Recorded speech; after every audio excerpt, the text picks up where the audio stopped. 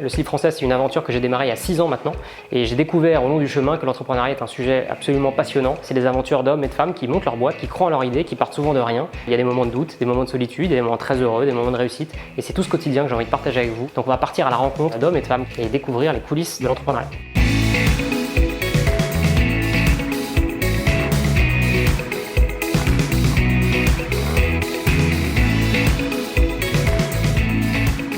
Aujourd'hui, j'ai décidé d'aller rencontrer Mickaël Aubertin qui a monté la boîte Good Goût. Good Goût, c'est une boîte géniale, ça fait à peu près 10 millions d'euros de chiffre d'affaires, 20 salariés, c'est une boîte qui a réinventé le baby food. C'est des produits bio, c'est fabriqué en France avec des partenaires industriels, c'est distribué dans 7500 magasins. Si vous êtes parents, vous les connaissez, c'est sûr. C'est une aventure super que je vais vous faire découvrir. C'est parti, ça se passe par là.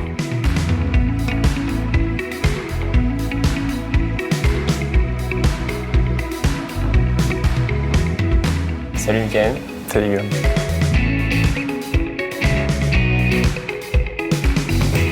On est chez toi, chez Good Goût. Je te fais l'exercice du pitch. Raconte-moi. Alors Good Goût, c'est une marque de délicieux aliments bio et originaux pour bébés, aussi bon que du fait maison, qu'on a créé en 2010 avec une petite équipe. Le principe est tout simple. Pour des bébés de 0-3 ans, tu proposes dans des emballages innovants qui sont là, des recettes que tu pourrais faire toi-même dans ta cuisine, mais qui ont l'avantage d'être toutes prêtes. C'est quoi les trucs sur lesquels tu as le plus douté au début? Il y avait une telle intensité sur cette période-là que, honnêtement, j'étais vraiment tête dans le guidon.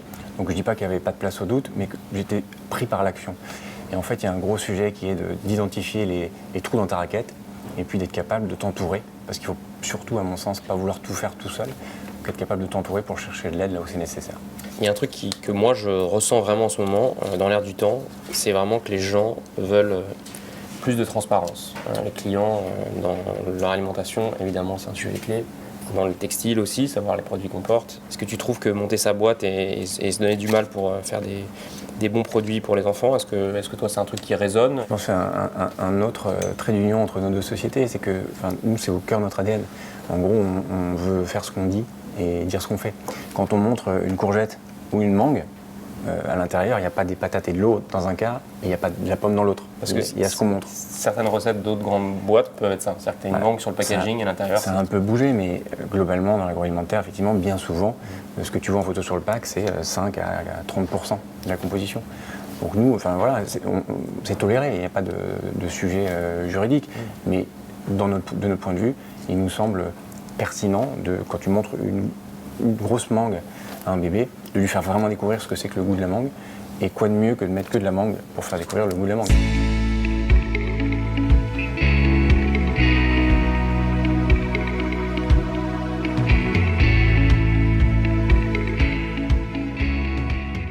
C'est quoi tes leviers à toi en tant qu'entrepreneur? Qu'est-ce qui te fait lever chaque matin? Qu'est-ce qui te drive? Le premier point, c'est clairement le sens de notre projet. Comme je te disais, j'ai 4 enfants, donc tu peux imaginer que le sujet me tient à cœur.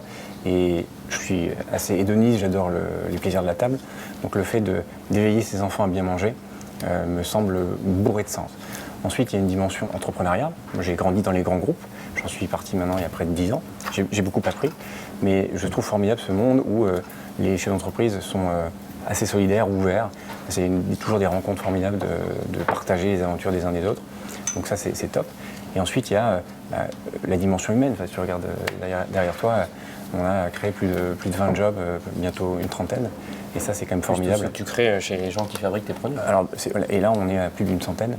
Donc, c'est quand même formidable de dire qu'à ta petite échelle, tu contribues aussi à créer de la richesse dans le pays, à créer de l'emploi et à faire en sorte que les choses soient pas aussi noires qu'on voudrait nous faire penser parfois quand on allume la télé. Tu as fait donc de la grosse boîte, du conseil et une start-up. Je pense qu'il y a beaucoup de gens et beaucoup de jeunes, quand ils montent leur boîte ou quand ils sortent d'école, ils se disent qu'est-ce que je fais? Est-ce que je vais bosser un peu avant? Est-ce que je vais faire du conseil? Est-ce que je vais prendre un job dans une grosse boîte dans le métier dans lequel j'imagine monter ma boîte? Toi, aujourd'hui, tu conseillerais de faire dans quel ordre? Alors, je ne vais pas être un bon client là.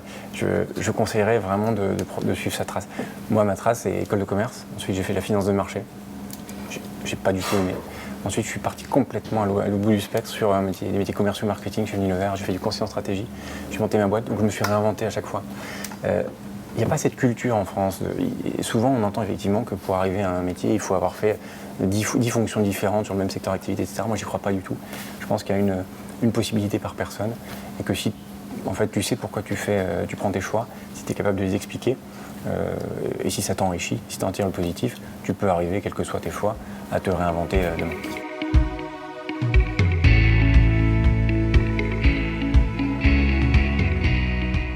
C'est dans l'air du temps, tout le monde dit qu'en France, voilà, c'est catastrophique, qu'on n'est pas équipé pour grandir et tout ça. Est-ce que tu dirais que tes partenaires industriels sont des gens qui sont capables d'inventer des produits qui te suivent et qui sont aujourd'hui, en tout cas moi je sais qu'ils sont vraiment en grande partie un vrai bon soutien pour nous aider à grandir, à inventer des produits et toujours aller proposer des idées. Est-ce que toi dans ton métier c'est pareil ou est-ce que tu as l'impression d'avoir des fournisseurs que tu dois secouer en permanence? Non, moi je suis bluffé par le tissu industriel français.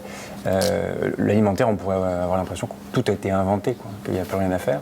Et pourtant, il y a une vraie capacité à innover, que ce soit sur la composition des produits, sur les emballages, sur la façon même de développer. Et ça, on le fait avec nos partenaires. Je suis très impliqué dans un réseau qui s'appelle la FEF, qui regroupe 850 chefs d'entreprise PME. Et en fait, on s'aperçoit qu'au sein de la grande distribution, les marques qui sont les plus dynamiques, ce sont les marques des PME. Et la raison qui explique ça, c'est en grande partie leur capacité de proposer des produits innovants, adaptés aux spécificités régionales ou nationales, et en fait d'occuper des niches de marché que les très gros acteurs tendent à mettre de côté parce que c'est pas mainstream. Ou ils ont un plan à 10 ans et le produit sort jamais. Tu me parlais d'export, tu me disais que vous faites à peu près 12%, c'est ça que tu disais? 5-6. Excuse-moi, ok, 5-6. C'est un levier pour la suite. On bénéficie d'une réputation formidable en France, le savoir-faire agroalimentaire, les chefs français, il y a quand même un imaginaire au niveau mondial fort autour de ça. Donc pour nous, on pense que c'est un vrai levier de croissance. Aujourd'hui, la priorité sur l'export, elle est clairement de continuer à poursuivre le sillon sur les quelques pays où on est particulièrement avancé. On est dans une vingtaine de pays quand même. Et puis quand on aura un gros pays ou une grosse zone sur laquelle il y a la possibilité de se développer, peut-être d'ouvrir une antenne sur place, on verra. Mais avec on attend, et peut-être quelqu'un. On attend d'avoir vraiment l'opportunité clairement identifiée avant de franchir le pas.